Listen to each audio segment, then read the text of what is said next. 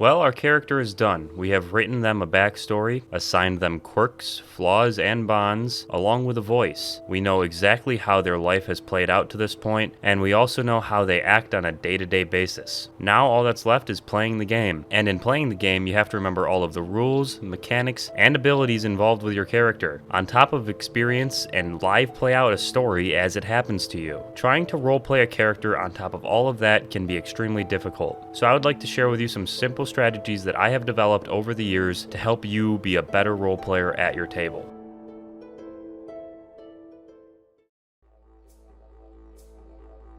When you're playing Dungeons & Dragons, anytime that you are talking to an NPC, your fellow players, or interacting with the game world in any way, that is considered role-playing. And good role-playing is when you take yourself out of the game and make decisions and have conversations as your character that you have written. Roleplay is the reason why a lot of people play D&D. Fully becoming another person for 4 to 5 hours is a nice thing, but becoming an incredible adventurer who saves the day with their friends is an awesome experience that gets people hooked on this game. And being a good role player is easy if you have followed my previous advice, but I assure you, you will become an even greater role player if you continue to watch this video.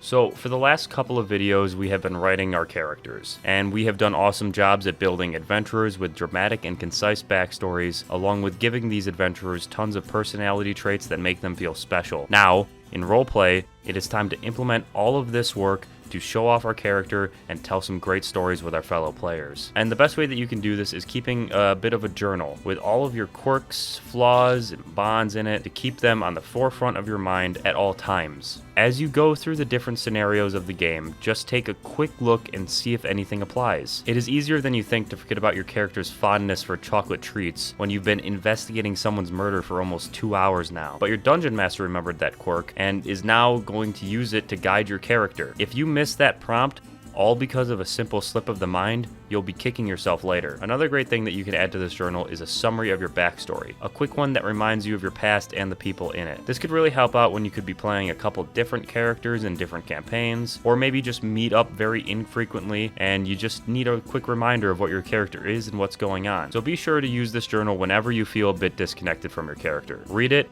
and it'll start clicking faster and faster the more you play.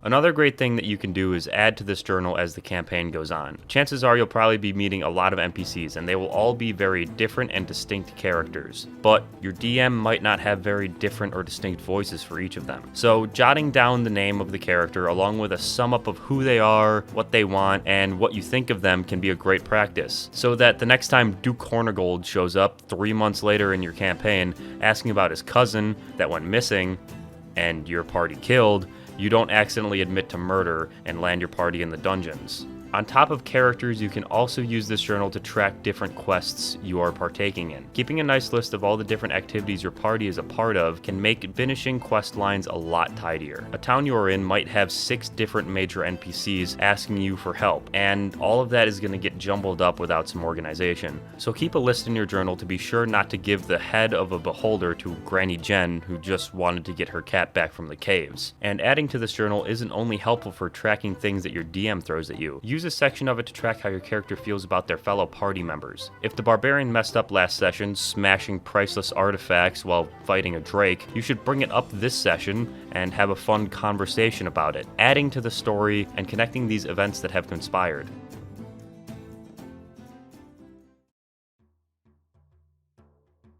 Now that we have these strategies to keep ourselves in character, tracking the events of the campaign, along with our relations with the party and different NPCs, we are considered good role players. We are doing more than the bare minimum. We are playing the game as our character, making informed decisions as that character, and keeping the campaign fresh in our minds. But to be great, we need to go a step further and remember that despite the fact that we know everyone and everything happening almost as well as the DM himself, we still have other people that are at the table. And if you share this video with them, they will be doing everything that I have just said as well along with you. So though you may want to talk to every NPC and kill every monster because you're that excited to play the game, take a step back and cycle the roleplay around the table. Talk not only to the DM but all of your party members as well as a group when you have conversations. If you see someone disconnected from the conversation, ask them directly what they think. Doing this, you are one step closer to being a great role player, because now you aren't just playing your character, you are playing a character with your other party members.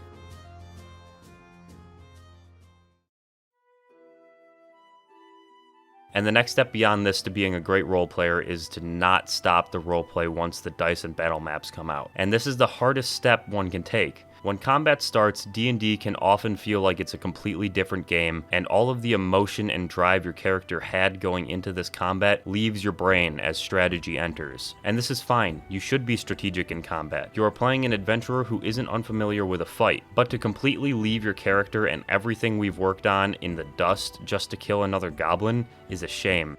If you are playing a paladin that in their oath swore to protect innocent lives at all costs, that is your bond.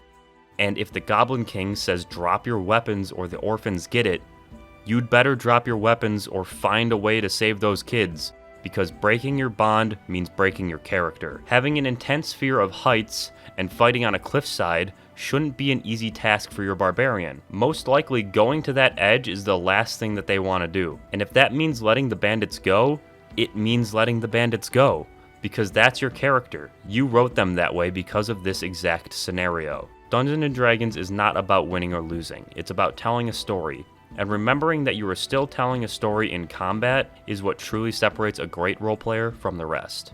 So commit to your character and how you have written them, and see where your story goes. I assure you that there has never been an interesting story in which the characters only ever succeeded. Failure is a part of life and a part of the stories that we tell, and seeing the characters that we love get up after defeat is always more inspiring than seeing them win.